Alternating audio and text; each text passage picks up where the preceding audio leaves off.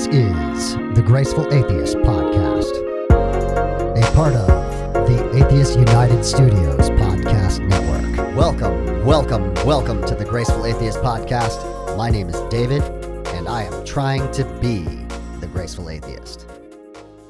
Please consider rating and reviewing the podcast on the Apple Podcast Store, rate the podcast on Spotify, and subscribe to the podcast wherever you are listening. We have our merchandise store on TeePublic. You can get all of your Graceful Atheist and Secular Grace themed items there. The link will be in the show notes. If you're in the middle of doubt, deconstruction, the dark night of the soul, you do not have to do it alone. Join our private Facebook group, Deconversion Anonymous, and become a part of the community. You can find us at facebook.com/groups/deconversion. Mike T had the week off, so any editing issues, you can blame me. On to today's show. Arlene interviews this week's guest, Racquelle. Racquelle grew up in Canada in the Seventh-day Adventist Church. In the Seventh-day Adventist Church, she always felt slightly set apart, different from the surrounding Christian experience.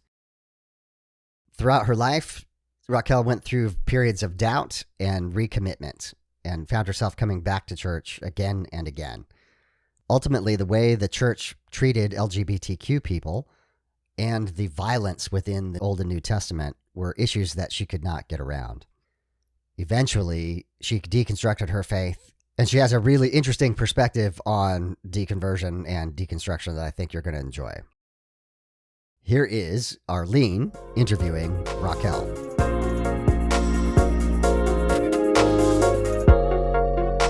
Hi, Racquelle. Welcome to the Graceful Atheist Podcast. Hi, Arlene. Nice to meet you. Yes, nice to finally meet you. The way we normally start is just tell us about the religious environment you grew up in.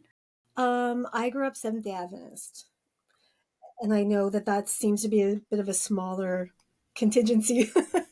I've seen a few throughout the Deconversion Anonymous Facebook page, but it's still a little bit smaller. We felt smaller even growing up. It felt like definitely we were kind of the different people for sure. I grew up kind of born in it. Second generation, I guess, on my mom's side and third generation on my dad's side. And I grew up in the Seventh-day Adventist community in Alberta, Canada. So there was like a college and a high school and a elementary and everything all on a campus and a big church and some industries, because you probably know any type of Christian private schools are not cheap. Mm-hmm. Yeah, so kids who were going to college or high school could work in some of the industries that were on campus. So that's kind of what it was like when I was really small. I think of it as being conservative, but looking back, we weren't super strict compared to, but I was around different people for sure. Like there was a variety. I knew kids in my school whose parents were very strict. Most of my friends and most of us, looking back, it was fairly, I guess, liberal in the sense, not liberal in theology. Like we sang hymns at church, as a kid. I think they probably allow drums now, but liberal in the sense of life was fairly normal. Like I didn't feel super isolated from society. It was funny because there's a Seventh-day Adventist, ex-Seventh-day Adventist podcast that I listen to. I can suggest that for any listeners who are interested, called Haystacks in Hell. And I'll explain the title of that later. Who just had a question today. Their podcast comes up every Saturday, which is kind of a funny nod to the fact that we kept Saturday. Yeah. Oh, yes. That asking about Halloween, because I guess that's even a question with evangelical people of, did you grow up with Halloween? And we did. We dressed up. My grandma made popcorn balls when that was still allowed, because I'm an older millennial. So that was in the 70s before the scares all went around about that. I mean, I watched all the TV programs. I knew all the popular music. I didn't feel isolated in that way from the world, the secular world. But yet, in some ways, you do feel different because your beliefs are so much different, and you do have this background idea, especially as you get older and you learn about the doctrines, that it's very much the other. People are the other. In a sense, we're the other. I went to school, mostly Christian school, except for a couple years. I went in grade 8, I went to public school, and then grade 10, 11, I went to public school. I know this in retrospect. My mom had become fairly disillusioned, I think, with her faith because my dad was a very abusive person. And so when they Mm. had divorced, I think she felt very, I knew this later from afterwards conversations with her as I got older. I didn't know this as a child, but that she had felt very abandoned somewhat, or that the expectation is that somehow she had failed in not staying in the marriage, right? So Mm. I think she felt a great deal of, and there was some other things. She had gone to an Adventist college and had experienced some date rape incident and stuff like that. So I think she was just had a lot of issues, and then she just felt very unsupported within the church. And she also had a good friend who's closeted gay. So I think just a Oh, lot of yeah. things. So even though I went to school there, we weren't always consistent with going to church every week as I kind of got older into, like, say, my teens, and not at all in grade 10 11 because we had moved to another province. I was fully had the teenage experience of drinking and drugs, and like it was a fairly normal teenage years. And then after high school, funny enough, I started working at this place, and I met my now husband when I was like 18 or whatever. Oh, And wow. you ask those questions: where are you from, where did you grow up, where did I was like, oh, you probably wouldn't know. It was just I went to school at this little Christian school in Lacombe, Alberta. And he's like, oh, so you've seen it. I'm like, how did you know that? Because nobody knows that. And his mom was Adventist, his dad was Catholic, so he'd gone to Catholic school, but he knew of it, right? And he'd gone to church as a young person. Oh, and I had been baptized when I was 10, which is I consider very inappropriate of churches to do that. But it was after like a week of prayer, like we used to do. I don't know if other churches do this, but especially being on a church school campus, they would have these big week of prayers at the school, and they would bring in special teachers, speakers and stuff. So it's a lot of Mm-hmm. emotion. You've been, I'm sure, to Oh, yeah. certain evangelistic series or things like that. It's a lot Mhm. of emotional manipulation. So at the end of the week of prayer, you're this vulnerable 10-year-old who's also kind of got a dysfunctional home who's going, oh, yeah, you're baptized, which is so bad because, like, you can't stick with it. Or in what your mind is the ideal of it, right? That's presented to you. So then you go through teenage and you do normal teenage things. And Mhm. then you feel even worse in a sense if you had never gotten baptized in the first place. And I didn't dwell on that a lot growing up. Like there was a lot of stuff going on in my home that had nothing to do with church or Christianity anyways. So like I was focused on a lot of those issues. But then I met my now husband and we started getting interested in church again. And then we were rebaptized like when I was like 19 or whatever. He showed more interest in it at first, and then I kind of like, not that he wasn't a bully or he didn't like pull me into it, but it was just like it was more a sense like, oh, God's really using this person to bring me back to him, right? Kind of a feeling. And then so for a few years we were really I'm sure I know my family thought we were kind of getting extreme because it's hard to explain to people Seventh-day Adventism in a sense, but it came out of the Great Awakening time, the Second Great Awakening of the 1800s. And then, if you know anything, they were our early founders were part of this Millerite movement who believed that Jesus was coming again on a specific date. He didn't come, and then they kind of reset the date, and that was something called the Great Disappointment. And then they believed that, oh, okay, we got the prophecy, we got the date right, we just got the thing wrong, and actually something happened in heaven, and blah blah blah. It's this crazy thing. Ah, that's convenient. Oh yeah, it's typical. It's typical like moving the goalpost kind of behavior, which you Mhm. don't think of when you're indoctrinated growing up. I can look at it all in hindsight now, but it all seemed. And then of course we had a prophet, which Of kind of course. similar. Yep, similar in a sense to similar but different to Mormon, because I would say there wasn't nearly as much. It wasn't nearly as scandalous, as obviously scandalous in behavior. Like I can look back and go, no, oh, there's something problems with it, but whatever. So we got more involved in the more serious teachings of our church, and we took it very seriously and started reading more of. Her name is Ellen G. White, and we started reading more of her books, and we took our faith more seriously. And we actually even went for a few months out to this what they call self-supporting schools, because they're Adventist but they're independent, so it's kind of getting fringy, but not full on, Yeah. like not like David Koresh weird, but just like but just more what they consider more authentic, getting back to the Bible kind of a, or getting back to the truth, the true love of God, or whatever, however people define that. And so we were there for a few months, and I know my family was a little bit, because they're not there. They were conservative and they were Christian, but not like, not, and we just viewed it as, well, we were just taking our faith seriously, right? Mm-hmm. But we'd also never pushed it on them. Like, we were never trying to, like, oh, you have to think the way we do. We just kind of were trying to live what we thought was right. And then we left that place because we found it really culty. So we ended up leaving early. Yeah, I know, it's funny. It was weird.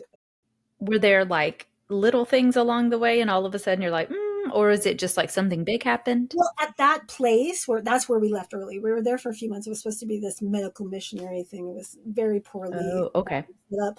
But the whole compound, those kind of places, I find, no matter how well-meaning, and I don't necessarily think the people who started it were super culty in themselves. I don't think that's what they were trying. They never. I'll give them that much grace. They were very problematic in a lot of ways, but they weren't trying to establish any sort of cult. They didn't. They didn't necessarily, but just the way people behave, you felt watched. You felt like, oh, are they doing. Mm. And then there was some weird stuff. They had all these all-night prayer meeting things, and then Seventh-day Adventists put on this thing. If you ever see in your community a Revelation seminar, that's 100% Seventh-day Adventist. Oh, okay. You see something that's amazing facts, or Oh, I've seen that. Yes, the yes, amazing yes, fact stuff. Mm-hmm. yes. So that's Revelation. So that's a Revelation seminar, and that's Seventh-day Adventist. And so we were part of helping out in the community with some ministers that were coming to do that. And so this one guy, he did this one portion of how Seventh-day Adventists try to explain Daniel and Revelation prophecy breakdown, and he wasn't very good at presenting. It was very confusing. And so my husband Michael had just made a statement that, look, we were in a prayer meeting in church. It's like, well, he made a critique, like saying that, Oh, okay. it probably didn't come across well. We could probably, and certain people just piled on him. It was really weird. And we were like, oh, you're, I don't know, I can't even remember. He could tell you the words better, but they just really had this thing. And we just started feeling really weird and uncomfortable, and we left early. And I have family that lives in the States, so we just kind of visited them and came home. Plus found out I was pregnant down there, and I was starting to, Oh, okay. the Mm-hmm. heat in Alabama, even in April, is tough. Mm-hmm. I live in Georgia, so Yeah. yes, So we absolutely. were in Phoenix City, Columbus, Georgia, Phoenix City, Alabama, right on the border. Yeah. Yeah. Mm-hmm. So yeah, it was. So we were just decided to leave and come home.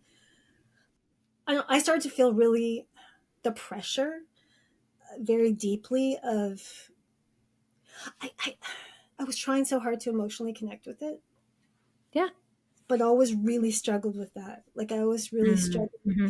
with actually feeling any sort of presence of God, or that my prayers were going anywhere. I never felt surety of salvation. And I remember thinking, like, if I'm doing all this for nothing, if I'm doing all this and I'm not saved anyways, why am I doing this? But I still hadn't deconstructed at that point. It was more just like, screw it, I'm leaving. I'm not even, why am I bothering? Like I might as well just go live my life how I want to. And if I'm going to be lost anyways, if, and so for many years we were sort of out of it. We have two kids. I guess when my son was born, we still weren't there. They're about 4 years apart. I had my daughter when I was 20. I had my son when I was 24. We still weren't really in it so much. And then we had moved away. We were living in this small town where my husband's parents lived, and we moved out to Vancouver, British Columbia. And our kids were getting older, and I think partly because we had never really yet deconstructed it, there was still that call, in a sense, right? Like, Yeah. there's still that call, especially when you really grew up with something, and you really grew up with a deep sense of indoctrination that this is the right thing, or that Mm-hmm. ultimately you do want to go to heaven, or you don't want to be lost, or those kinds of things. And you think, oh, I'm not doing right by my children or something by not teaching Yes. them Yeah. this. So we did start going to church sporadically. So even I'd say in the last, see, my daughter is 35, my son is 31. So probably in the last 20 years, it's been differing levels of in and out of it. Mm-hmm. And being disillusioned still. I never felt really close with the church community there. They were never a welcoming place. So Mm-hmm. that was never a place I felt like I had a home, even though, but I still thought, well, I should be trying to find it, or I still should be figuring it out. Yeah, and I just started to get just over the years, I started to get more and more progressive in my own ideas, and I was moving in and out of where I. This is really shorthand. I'm trying to keep this succinct, but No, you're fine. it was like I never really felt like I had a home or a family in church. So that was sort of always Mm-hmm. a struggle even to go there. Because I know that's a thing for some people is they really feel a pain in leaving when they deconstruct because they're leaving their community. I was always struggling. Like I wanted to find that, but never found it in there at Yeah. all. I didn't feel connected with those people. I didn't find them terribly welcome. There's an odd person here and there, but it was a bit of a strange, toxic bunch. There was a lot of weird history to the church. And then there were certain shifts. We had when you grow up Seventh Day Adventist, a lot of people are vegetarian. Not everybody is. It's not Uh-huh. a Yes, I do know that. I have a friend. yeah. It's not an absolute thing. A lot are. Mm-hmm. There's a lot of people who even in the States who consider them conservative because conservative is a little bit different in the States than it is in Canada, although it's changing a lot up here too. A lot of people still do what they call the clean meats based on the Levitical clean versus Oh, yes. Mm-hmm. unclean laws. And then there are people who are vegetarian. And then the way it was spoken of in the E.G. White writings was like eventually we would be moving off of all animal products because as the world gets more corrupt and blah blah blah, we should be moving to completely clean diets. A lot of wellness, a lot of the wellness stuff that was coming up in the 1800s is mixed in with Mm-hmm. the health message and stuff. A lot of pseudoscience and stuff. But we had been primarily vegetarian because I grew up both, and Yeah. I just for my own as being an animal lover, I tended to be primarily vegetarian. And then we made that decision probably about 18 years ago to be vegetarian fully because we weren't eating a lot of meat anyways. I always grew up eating a mixture of some Mm-hmm. days some days we didn't. My kids had grown up like that too. And then we became vegan, and that wasn't part of our church's thing. Although there are some Adventists who are plant based, theirs is more a religious stance. Mine was more ethics and animal rights, and that's what Yeah. made it stick for me. Because back when my kids were young, and my husband and I had gotten more into the fringe Adventism, we were plant based for a couple of years. I didn't stay that way because just whatever, a lot of reasons. But Mm-hmm. Yeah. and I found that when I made that choice and my compassion sort of I've always been sort of an empath or more of an empathetic person, but when I made that choice, just it opened up my world up more to even more and more social justice issues and compassion. Mm-hmm. And I started to view things differently with how our church oriented itself to a Yeah. number of things. And I think a lot of it started with the LGBTQ issue. And Okay. even Yeah. though it wasn't something that was talked about a lot. I know I think in the evangelical church, it's really focused on.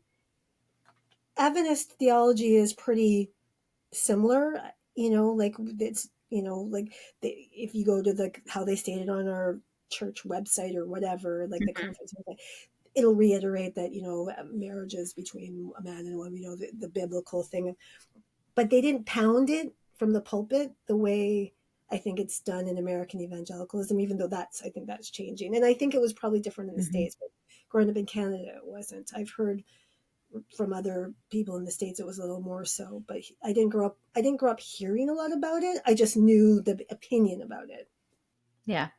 And that bothered me because I started, especially being part of animal rights, you meet a lot of gay people that are doing amazing Yeah. things, who are compassionate, wonderful people, and none of that was making sense to me. And then another big catalyst for me was the violence of the Old Testament. the violent portrayal of Yeah. God in the Old Testament. That became a huge thing. Like that was a huge thing for me. That was a huge problem that I couldn't reconcile for myself in a belief in God. And I do want to say that part of how I grew up, my father was very radical in a lot of ways in his religion. He would go in and out of weird religion. Hmm. So I'm going back to this because I'm going to tell you about myself. He was a conspiracy theorist, 100%. Oh, wow. Mm-hmm. And I found that all my brothers and my two brothers and I have been definitely more likely to be. Like I was a 9/11 truther there kind of for a while, and I definitely Oh, okay. and I was anti-vax for a number of years, and Mm-hmm. I found that I was more inclined to conspiracy thing. And I think that's true with a lot of well, we're seeing that play out in the world right now. That Yes. be- because the more magical thinking I think you accept, I speak, and I yes, and I found this too. I'm finding this with a lot of Adventists that I've watched because I have a few people I haven't been for years now, but I have a few old classmates and different things on Facebook and stuff like that, and I've watched, with Trump and with COVID. Mm-hmm. I've watched, and then you probably heard about the trucker convoys and stuff here in Canada. Yes, I remember Yeah, that. Mm-hmm. so I've watched a lot of them be. I've unfriended a lot of people that weren't Yeah. close, and I just didn't need to see their stuff, right? And it's true of evangelical too, but sometimes I think even more of Adventist because we have a lot of magical thinking in the sense that we've accepted this idea of a prophet. So to me, that even seems like you would even be more susceptible to some really strange ideas That's because you've interesting. swallowed Yeah. that. So hook, line, and sinker, and our whole, and really a lot of people. I'm a member of a few ex SDA Facebook groups and stuff like that, and we've kind of talked about it as being, or like there's also an ex SDA Reddit subreddit group that Seventh Day Adventists basically started out as conspiracy theory because it started Hmm. out with this idea of, oh well, it's the second, the Great Awakening, and Jesus is going to come, and they set a date, and then they were disappointed, and then they switched, and then they've made up this whole theology around why that didn't happen and what really happened, so that something took place in the heavenly sanctuary, and there's all this big story about it that I'm not going to explain because that would take forever. But anyways, so I had been sort of involved in that too. Like in my brain, I even watched some old Alex Jones videos back in the day about, Mm-hmm. Bohemian Grove. I mean, I've not watched it for like a good 20 years or more, but so I think because of that mindset of that magical thinking and being inclined to that, I find when I see Adventism that there's this very specialness feeling, and I think it's even more so than Mm. even a lot of just Christians, because it's so indoctrinated into the the denomination, but growing up, and especially if you start really getting more serious about it and learning the Bible, learning your faith as we did, there's this very much you are very much they're the remnant church. Yeah. Yeah. You're the chosen one, the leftover, the ones that, Before the end of time, man, we are the ones with yes. the most important message to mankind before Jesus comes, that kind of a thing. So I think that also makes you more susceptible to conspiracy theories because, well, as we know, and it's got nothing to do with intelligence because I consider myself a pretty intelligent, I am a very intelligent person, That's very true. and I do have critical thinking in a lot of other realms, but they play into that specialness too. We know that even there was I remember reading a really good article about like how sometimes really intelligent people can be more susceptible to conspiracy theories because they're so good at talking themselves or the justifications or like talking Yes. themselves into it or rationalizing it or and then harder to get out because the whole sunk cost fallacy and like how could I have been so Yes. duped or all that kind of stuff, right? So as I started sort of confronting and deconstructing certain my ideas of God, or I, I was really struggling with any sense of like a loving God or feeling Mm. connected. I've heard Mm-hmm. a lot of people talk about that. I think I've heard even you talk about that in your own personal thing. But like a God that was there, you know, so Yeah. many times, I would pray, or if I was going through different struggles with my kids or different things, I just had this intense feeling of like, I'm like my words are just going up to the roof. I'm talking to myself. Yeah. Right? And so I was struggling with that. And because the Adventism is probably a lot of critics say about it, comes across as a very works oriented religion, even though we try to say it's not. It's very weird in there. There's been different movements to try to focus on Jesus and everything, but whatever. One of my movements towards sort of less Adventism, a little more progressive, was Greg Boyd. I don't know if you've ever heard of him. I know the name. I don't know. Yeah, he's a Yeah. minister of a big church out in I think Minnesota or something. I can't remember. Oh, okay. He's got some different. He wrote a book called "The Myth of a Christian Nation," Mm. and he lost like 1,000 members of his church after he wrote that book and did the sermons. Wow. Okay, so at least props to him. I don't know what the Yeah. book's about, but even just the title. Oh, it's very anti the idea of that. Yeah. It's actually is. It holds up. It's still a really good book. And I started listening to some of his sermons where he really tries to focus on love, and he's very he's done whole series on the context and the misinterpretation of not having women in leadership and all of that kind of stuff. He's very Ah, progressive. okay. Mm-hmm. So I started listening to a lot of his stuff and had different ideas about our church and I mean I was still sporadically going, but it's so funny because I think I was sort of one of those physically in, mentally out people for a lot of years before I actually fully deconstructed. Mm-hmm. Part of listening to this podcast, Haystacks in Hell, it's an ex-Adventist podcast. The guy who started it, he had deconstructed and he had started listening to this podcast, but it's only an archive. They had done this back. The two women had started this podcast called Seventh Day Atheists back Oh, in wow. Okay.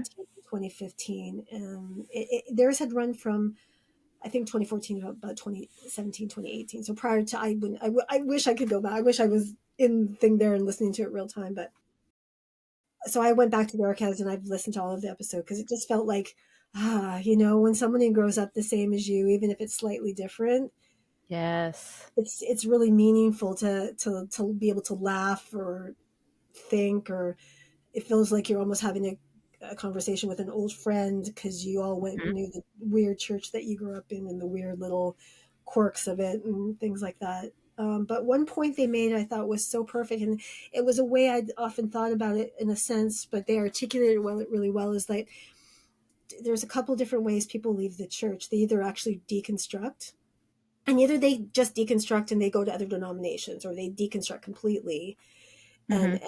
and become unbelievers, or they kind of just leave it, but they've never really looked at it. They've just walked away because of like I did when I was just feeling, what's the point of all this? But I never Mm-hmm. Yeah. confronted it.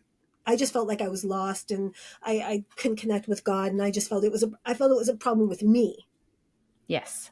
Yes. not so much with God. I thought I was at fault, right? Like I couldn't figure out, I was just a sinner. I was just lost.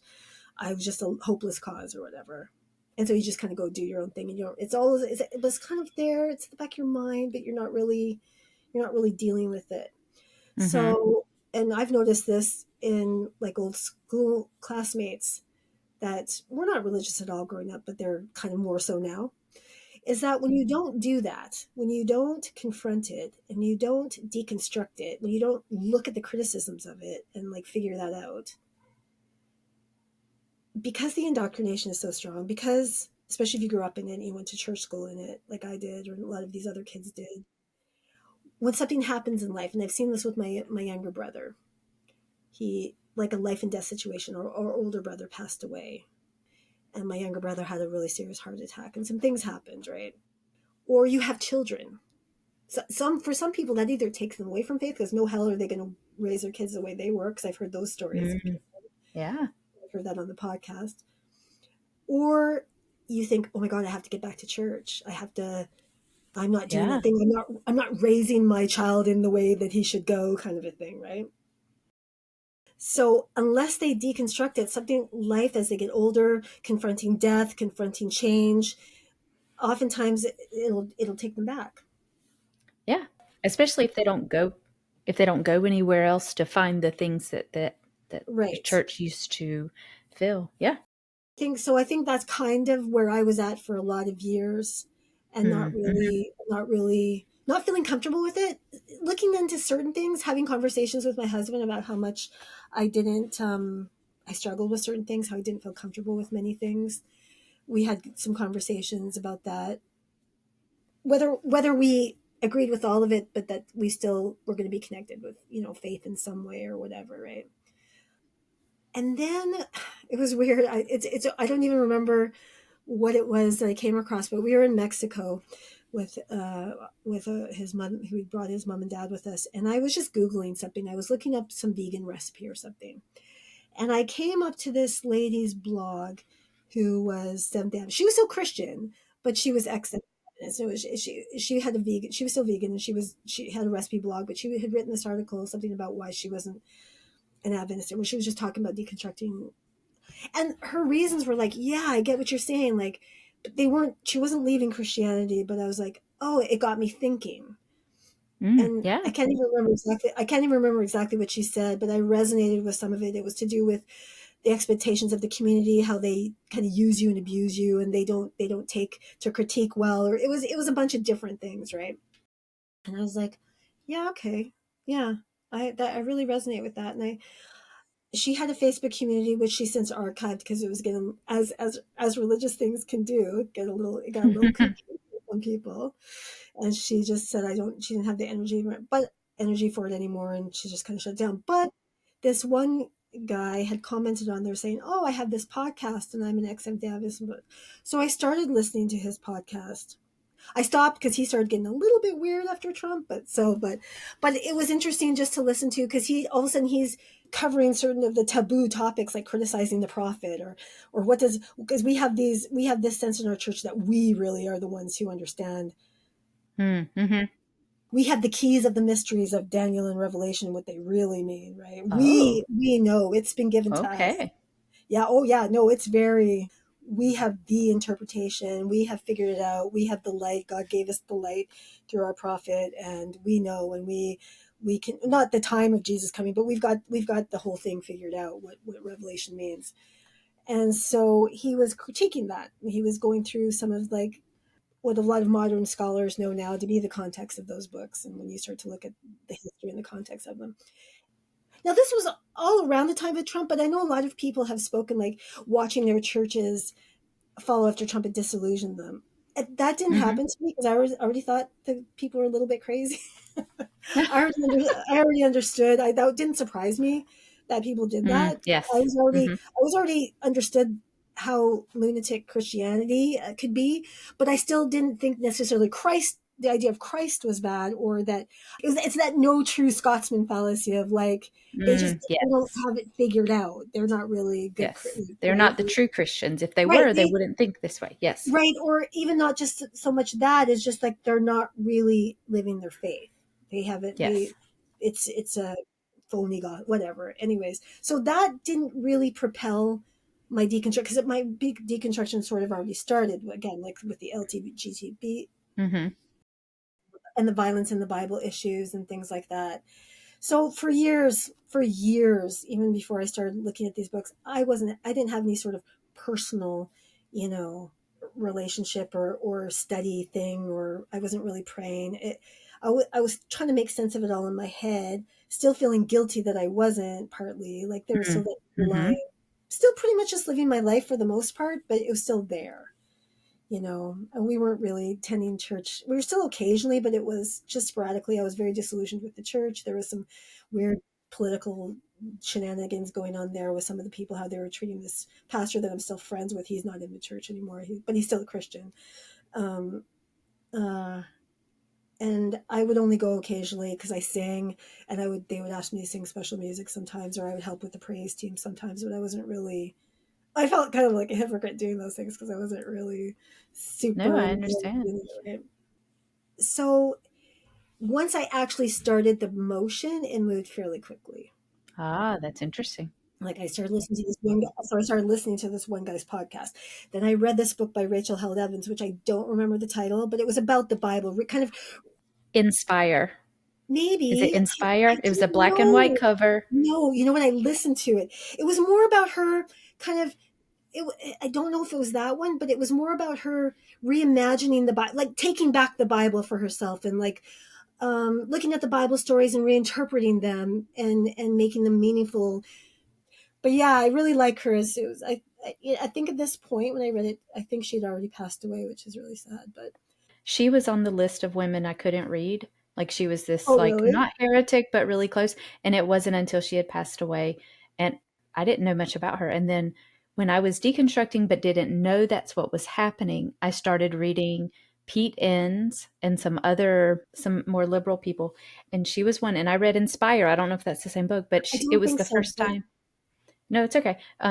She has a few. I don't remember all of them, but I read Inspire, and it was the first time I really like realized how much of the Bible I had been taught to see it a certain way rather than just letting it be like poetry or a really cool story or an archetype.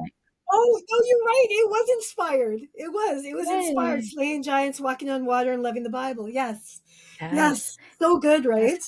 Yeah. Yes, and it was so good, and it was like, okay, I can just let the Bible be what it is. Eventually I was like, okay, I do think it's just a bunch of stories like Yes, the other ancient myths, but it was such a good book. It was, and it I listened was. to it on audio as well. Anyway, Yeah. go ahead. And I think it might have been her reading it actually. I'd have to go back and look. But Oh, yes, it was so good. It was such a good book. Yeah, I was in it, so that was. And I had, for me, the progressive books that I read prior to her would have been the Greg Boyd books, because he had written, and I did listen to a whole sermon series on him about getting back to the idea of love, and that our job is to love, not to judge, and how that's actually, we hmm, talk about all these other sins in the Bible, and the biggest one was judging other people. So I'd already sort of been going in this different route than my own church was like, or whatever. So then I read her book, and while I was kind of listening to this other podcast, and then I just started looking at the criticisms about the critics of my own church that had come out of my church and had criticized it, that I had never read before. Talk about the no's. Those were the no's, right? oh, We're not okay, yeah. explicitly told not to, the way that, say, a Scientology is, right? Because we aren't told that we're suppressive people or something, and we're not excommunicated or anything like that. But you don't want to listen to those books, It'll because lead you astray, which yeah, look where we yeah, are. yeah, exactly right. So I still didn't read any of the books, but I just started looking up websites that share some of that information. So then Ah, okay. I did read one book of looking into the prophet, and some of the lies and whatever around Mhm. that. Yeah, so that was a big thing, to actually critique the faith. At this point, I still, I wouldn't say I didn't believe in the idea of a God, but I wasn't really sure what that God looked like. I was in a sort of a Okay. state of limbo of what did that mean? Because I didn't believe in Seventh-day Adventism, or I was really doubting it. I still kind of thought, okay, we have the Sabbath, right? Or things like that, but I was still sort of loose on that. Like, I wasn't sure, did I even believe the Bible? I was starting to understand that the Bible has been misinterpreted, and what does that all mean? I hadn't even read Bart Mhm. Ehrman yet, but yeah. But then I read a bunch of critiques on Adventism first, because I had to look at my own church, because it had been so deeply grilled into me that we are the truth. I had to look at the critics of that first. That was a big piece for me. And as I was reading all this, I'm sharing it with my husband. So luckily, we did this together. I drove it, but he was already Okay. kind of doing his own thing. He was looking into Buddhism thought and things like Mhm. that made more resonance with him, because he wasn't really connecting with the faith either. Even though part of us, we still kind of thought, oh, they've got the certain interpretations of the Bible right, they're just living it wrong. We can't relate to how they're living it or doing it. And then I read this book by Israel Finkelstein. There's another co-author, but I can't remember his name, called The Bible Unearthed. Oh, And okay. it's I haven't older. heard of this. Like, it's older. I mean, Bible scholars have known this, and this is another thing that I thought of when after I read it, is like, they've known this for so long. This Yes. has been so no, like, Yes. I never knew, I just recently found out that Bible scholars for like 50 years didn't have said Noah didn't exist. I mean, not Noah, Mm, Moses never existed. Like, those are all just yeah. stories. I mean, I grew up in a very literalist tradition. Like we believe in a 7-day Okay. Yeah. creation. We're their young earth creation. Well, 'cause we have to, because I was going to say you'd have to be. you have to, because the 7th day Sabbath wouldn't make sense outside of that paradigm, right? So I read this book, The Bible Unearthed, and it was talking about, yeah, the Bible Unearthed. It's called The Bible Unearthed: Archaeology's New Vision of Ancient Israel and the Origin of its Sacred Text, by Israel Finkelstein and Neil Asher Silberman. And that was going through, and that was written back in like the 2000, like 2000, 2001. And he was just talking about the archaeology and what they were finding, and he was talking about how the archaeology had been done up until more modern times, of like the Bible and the spade, right? You go to the archaeology to find what's there. And so they would find things, you know how we do, we twist things, right? Ah, yes. We aren't actually looking for truth. We're looking to confirm what we already think. And so we'll find it if that's what we're looking for, right? Mm-hmm. So that he said archaeology had been done so much by people who are already believers, whether Jewish, whether Christian. And so they would find things that seemed, but when you look deeper, no, that didn't. It contradicted, and the record didn't bear out. The physicality didn't bear out. And I just remember reading that book, going, okay, all right. He talked about what the real origins of the kingdom, how the Joshua, all the conquest never happened. All that was just mythology that they had invented about their. It was really their origin story, and where that came Yes. about Mm-hmm. during, which now I think, it was just their origin story that kind of came out with King Josiah in like the 6th century or something like that. And I was like, okay, wow, like, and I'm telling my husband all I'm reading this, and I don't remember when this was. It was a few years ago now. It was a couple of years ago now, where I just kind of I do remember having an exact moment where I thought, and I learned more about the creation story. And I was watching other videos too. Like I found this great YouTube channel called Holy Kool-Aid. Oh, I've heard of it. Mm-hmm. So we were watching different things like that. I don't think I had been listening to any of the podcasts as far as atheist podcasts yet. Mm-hmm. Or maybe I was. It's hard to remember exactly, because it's all kind of tumbling, right? Like you're doing all these things and you're having new ideas. Yeah, it's all coming apart. Yeah, right. And you're just like, it's all like all these new all ideas. And I just do remember having this thought where I was like, okay, well, obviously the creation, the Adam and Eve story, is a myth. And if it's a myth, then all of it's bullshit. Hmm. It doesn't hold up. Like if there's no Adam and Eve, the fall, all of that story doesn't make any Yes. sense.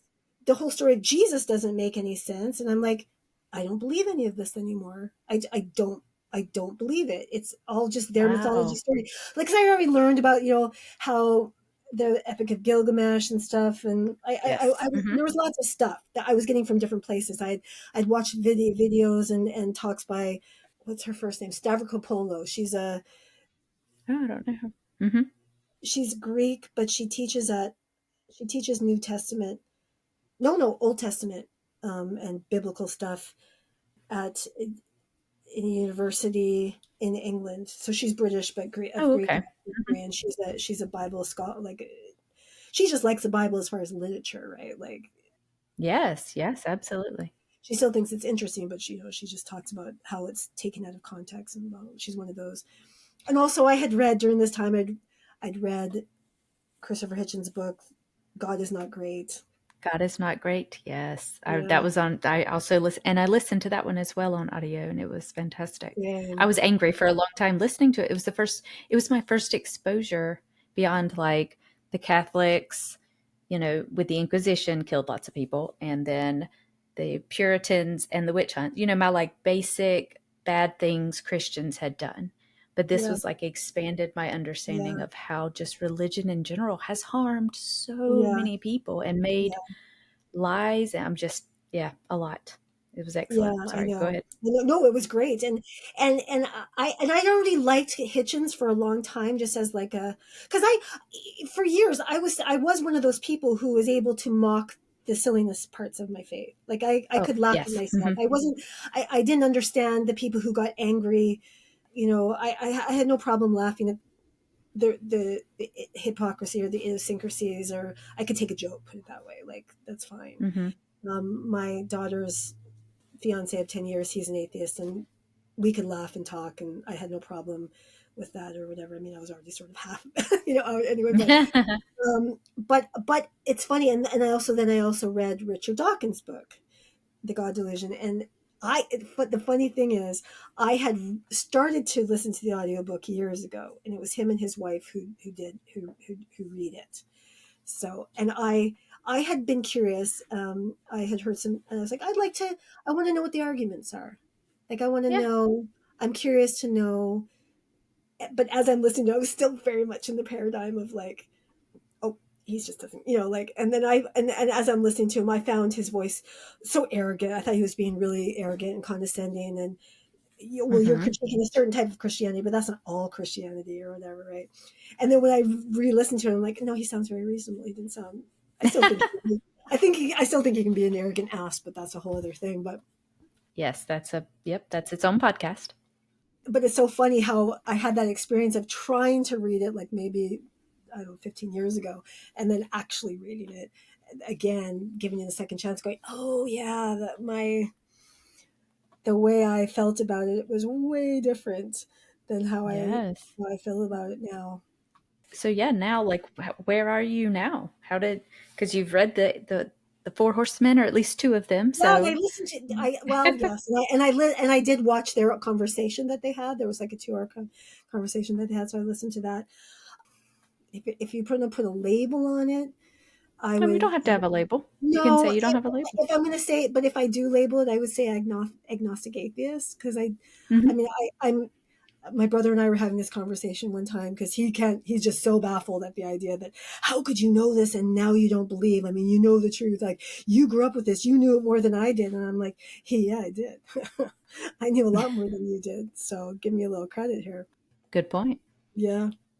But we were having this conversation finally, because it was just baffled him. And he was just like, and I said, look, I am not saying for sure that I know, right? Because he was trying to bring up, because he was bringing up the intelligent art, design argument of, like, I can't remember, that Stephen Meyer guy or whatever, who works for one of those discoveries. I can't remember. It's just, who tries to make I have no science idea. out of it. No, it's just one of those intelligent design organization that tries to look scientific in their creationism.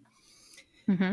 And he was just, well, what about this or this or that? I'm like, okay, look, I'm not saying that I know everything. I don't know. I'm not a scientist. I wish I would have learned more in science growing up. We should have. Too bad we didn't. But I said, so I'll concede. I'll concede to you that, okay, there could have been an intelligent start to everything. That's a million steps to getting to a Christian God. Absolutely. That Yes. does not take you to that. So that even if I can see the possibility of an intelligent creator of something out there, that doesn't take me to the Bible. Yes, absolutely. Yeah. And so where I'm in now, yeah, I mean, I'll go through bouts where I don't want to hear any more religious stuff. Mm-hmm. But still, like, also I'm an ADHD brain, so I still like to Hyperfixate on I some get random hyper thing. focused on certain things for sure, but also I do still really like to, and I can't remember, someone else was talking about it. I can't remember if I was listening to someone or if someone talked about it on the Deconversion Anonymous Facebook page, but something along the lines of, it's still helpful for me still to learn about it, because I don't feel like I Yeah. really learned about it, right? Like, so it's still helpful for me to listen to, say, Bart Ehrman, Mm-hmm. or I sometimes listen to the Atheist Experience call-in show, although sometimes that's the lowest common denominator of people phoning in with their arguments. I listen to the Thinking Atheist with Seth Andrews. I listen to the Friendly Yeah. Atheist podcast. I've listened to, and I want to go back and look at it again. There's this Atheist Guide to the Bible in volume 1 and 2, written by this a seriologist. Oh, have you listened to the Bart Ehrman podcast at all? I have done his Great Courses Plus on the New Okay. Testament, how Jesus became God, but I've not listened to the podcast. So Mm-mm. he has this new podcast. Well, not podcast, but he's got a podcast called Misquoting Jesus, based on his Oh, Misquoting that's Jesus right. book. So his co-host Megan Lewis are the one who kind of interviews him. The format is she kind of interviews him and talks. her husband Josh Bowen they're both a Syriologist. So Josh Bowen had grown up an evangelical Christian, and he's deconstructed out, and he's written this volume 1 and 2 of the Atheist Guide to the Old Oh, Testament. very cool. Yeah, so I've read that, and he just kind of puts them in context and story. He tells you the overarching story of the thing, and then kind of Mhm. goes into the detail. And then also part because again I grew up in a very literalist church. I started reading this one kind of even before I think I had my epiphany about not believing, or maybe just after. I started reading this. I think it's a Nature article called "The Impossible Voyage of Noah's Ark," and it just kind Hmm. of goes through each different aspect, like the animals, the environment of the water, like all these different aspects. I think it's a very long thing, and I got halfway through and going, oh man, how did I ever believe this? Like what? Oh, Why yes. did Yeah. I ever? Yeah, I just didn't think it through. Even if we're not explicitly told not to ask questions, like for me, the Exodus, when I found out the Exodus, there's no historical, linguistic, archaeological, any evidence that it happened, it was like, wait, I had never questioned because I just assumed there had to be evidence because why else would all these smart people believe this stuff? Right. Like it, and so then it was like, wait, there isn't evidence, like any evidence that this was really how things happen. And I was like, oh, I don't know. Yeah, because so even if it wasn't that no one told me to question it, I didn't even think that it needed to be questioned. I just assumed it had to have some kind of evidence behind it. When something's taught with such surety among people, Yes, and absolutely. people who do have like PhDs or whatever, right, Yes. in theology or whatever, right, and you're thinking, well, okay, you've come across all the arguments, so. You've done all the work. Now I just can trust your judgment. Yeah. And also, yeah, there's a particular mindset that's drilled into you when you grow up in a young Earth creationist group as well. So it's very different. I think and Bart Ehrman said this, and a few different people have said this, like Matt Dillahunty has said this, and Seth has said, it's like he feels like fundamentalists are actually more honest in Oh, their oh, interpretation of yes. the Bible, because they are. He says, I Hmm. prefer progressives because obviously ideology, I want all of us to be, I'd rather people think that way. And I agree. My son and I have had this conversation where it's like, because my kids have probably been atheists before I was. They've been a good influence. They've been great. I really appreciate my children. I prefer that's where people are at. If you're going to be a believer, because I think Seth Andrews has talked about, like, I know other people have too, where he says I have more in common, ideologically with those people than sometimes some atheists, depending on where they are as far as humanism goes or things like that. And they're my biggest allies. But in a purely philosophical thinking of the consistency of belief, I, there's more hoops you're jumping through to make that make Yes, yes, sense, yes, right? yes. There's to me there's more, there would almost be more cognitive dissonance to be there than to be a literalist. Yes. And just let it say what it says. And if it makes you look like a bigot, well, there Yeah, it's yeah. God's word. You Be just gotta consistent, believe it. right? It's well, the Bible. Yeah. What's that song? God said it, I believe it, and that settles it for me, or Uh, whatever. Yeah, yeah. no, so cringe. I know, I know.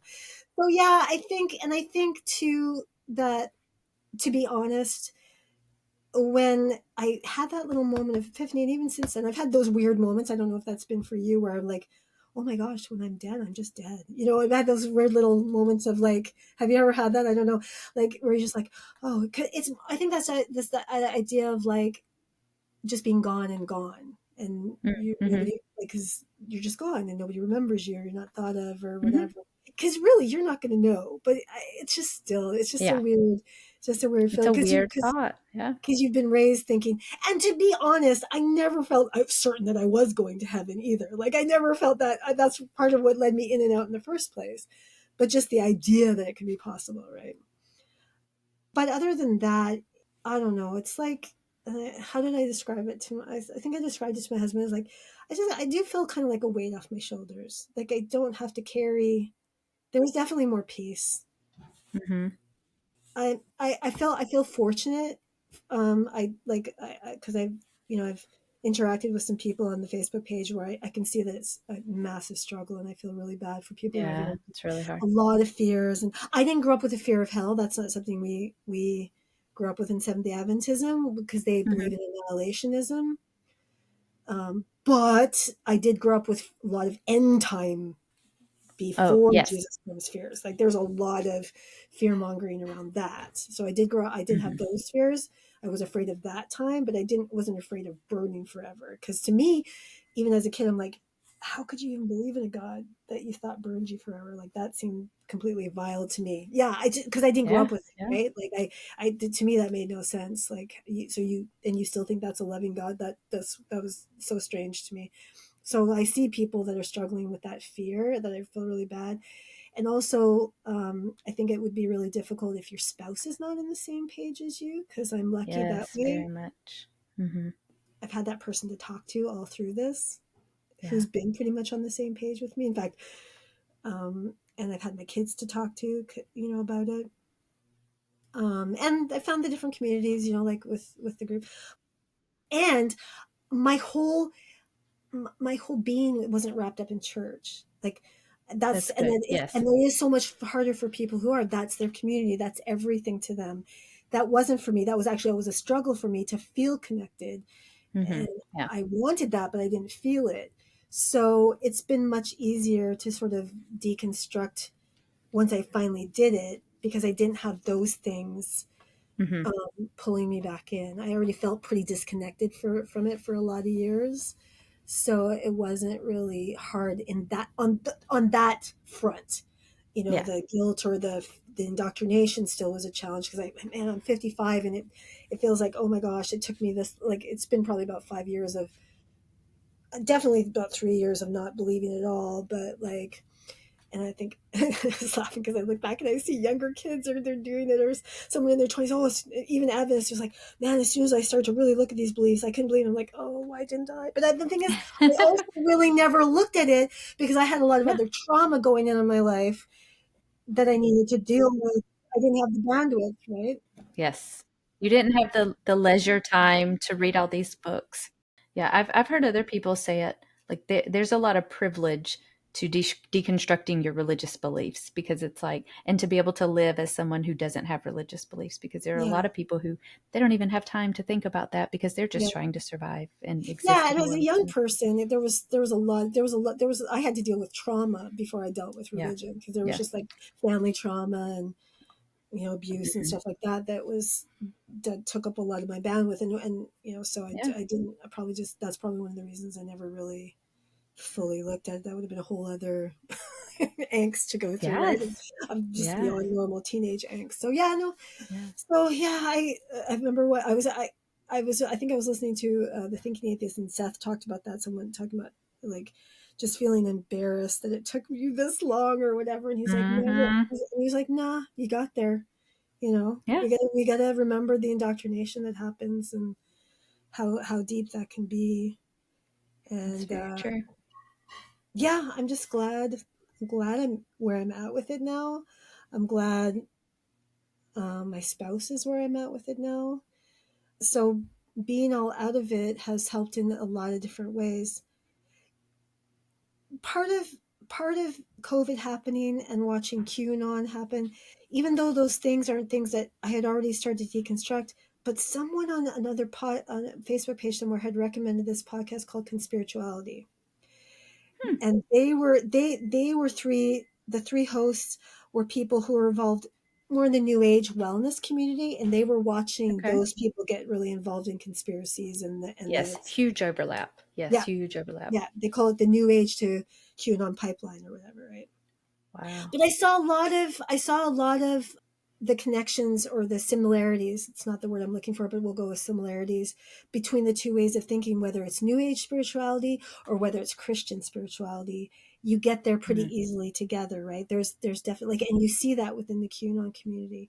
So it was listening to them, because there's a lot of connections in the way that it's the thinking, whether it's cult in the new age cult, or it's cultish thinking in Christianity thinking, which I would say my church is very cultish, even though I wouldn't call it a cult per se.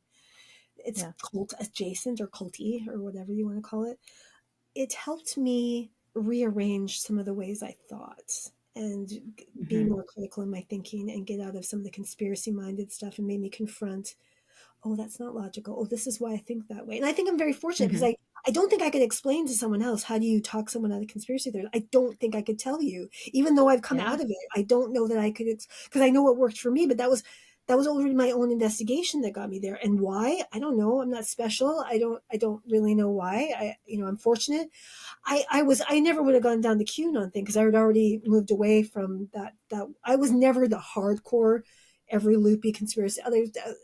A certain level, right? But I never would have got like I was already mortified. I was already disgusted by the Alex Jones stuff of the Sandy Hook and all that kind of stuff. Like I wasn't there. Oh, yes. And I was still anti. It was more the wellness for me, that the wellness. It was still the wellness mindset was in there for me, like of like, you know, health is some personal virtue that you've attained, right? More than Mm. like a lot of things, right? More communal aspects of it. And it was funny because one of the co-hosts, he's really into what's a neurology. Neuroscience. Yeah, neuroscience. Thank you. And he actually talked about Ellen White, the prophet of my church, Oh, and wow. as related to frontal lobe epilepsy, because she had had a really bad head injury when she was young, and then she started Mm-hmm. having visions. But also, she'd grown up in a very charismatic setting Hmm. where that was whatever. Even though we're not charismatic at all, like it's a weird story. But and I was like, oh, that's so interesting, right? That is, yeah. And they had all come from wellness and the mindset, and so it was really helpful to get me into actual science out of pseudoscience. That was actually big. That was Yes. actually also a big help for me to see more clearly and to like fully deconstruct out of my beliefs. Because I think when I started listening to them 2020, I don't know if I decided absolutely I was an unbeliever, but I was pretty close. Mm-hmm. So, Yes. so it was like, yeah, so The, that was also really helpful. Yeah, so that's kind of where I'm at. I feel like a lot better about my perspective on life as far as my own personal thoughts. mm-hmm. It doesn't make the I world love it. make more sense always, because there's a lot of ugliness that's still going on right now. Yes, that's very true. Yeah, so yeah, that's kind of, I guess, where I'm at with it.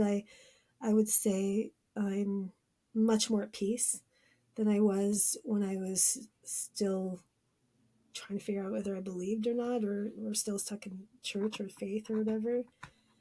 And I don't, just in the silliness, like for instance, I got my first tattoo when I was still kind of on a believer, like, but I feel, even though I don't think there's anything wrong with it, like biblically or anything like that, but did spending that kind of money, am I going to be called to account someday, for the waste of hundreds of dollars on something, on you know what I mean, stuff like that, that I still have Yeah. those little things at the back of my mind, which I can kind of go now and go, nah, I don't have to think about that anymore.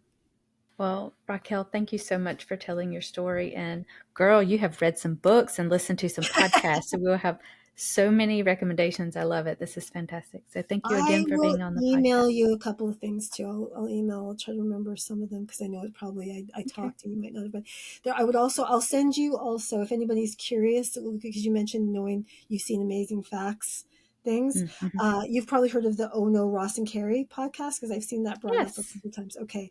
So they go into everything, obviously, but they actually had a number of episodes. I think it was Jessica on the Friendly Atheist podcast brought it up because she knows an Adventist family, and so she brought up how Ross and Carrie had actually gone to Amazing Facts Revelation seminar. Yes. Also, I don't know if anybody's interested in knowing what Adventists believe.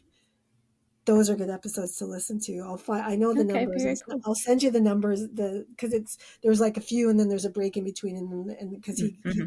he went to all the seminars, so I'll send you those. And the haystacks, for anybody who's interested in who on the page might be Adventist, I can recommend some of those resources as well.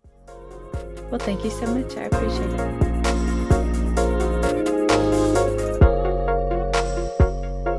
My final thoughts on the episode. I have interviewed a few Seventh day Adventist people, and I have former Bible study friends that were SDA and a current friend who's SDA. And I feel like I just learned a ton today from Racquelle about Seventh-day Adventism that I just didn't realize. When she talked about the magical thinking within Seventh-day Adventism, the idea that like they can just believe that this person was a prophet, and they can just believe that, well, the great disappointment was because of, and then create some kind of story about a battle in heaven, which I'm pretty sure some Jehovah's Witnesses have told me about, which makes me wonder if they just, every time Jesus didn't come back, you got to come up with a story about something that happens in heaven because it didn't happen here. I don't know. But just the magical thinking, the conspiracy theories, and then, of course, with evangelicalism, Christianity in general, a past guest and a friend in the Deconversion Anonymous Facebook group, Lars Cade, has said so many times, and it's like stuck in my little brain, just believing stuff without any evidence, it makes sense that if you are religious or spiritual in some way, that if you don't have evidence for those things, but you believe them very firmly, then if there are other things like conspiracies that are taught to you, then it is very easy to believe those. That doesn't mean you always do. I mean, it just makes sense. I think another thing that stuck out to me was like conspiracy theories, like it's not people who are not intelligent. I used to think it was gullible people who would get pulled into cults or conspiracy theories, but it really is just lots of different kinds of people. And it's hard not to feel special when you're the one with that special knowledge that somehow the rest of the world doesn't know about. Anyway, this was a fantastic episode. I really enjoyed getting to talk to Racquelle. The secular grace thought of the week is that the religious do not own gratitude.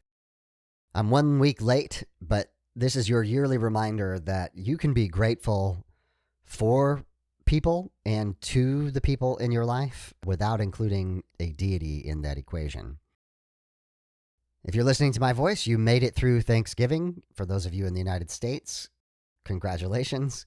I hope it wasn't too difficult. That can be very hard going back to family. That can be even triggering, particularly with religious family that might try to make you feel like you don't have all of what it means to be human, the ability to be grateful, to be thankful, and to have joy in your life. This is your reminder that you can be thankful to and for people, and the religious do not own gratitude. Until next time, my name is David, and I am trying to be the graceful atheist. Join me and be graceful human beings.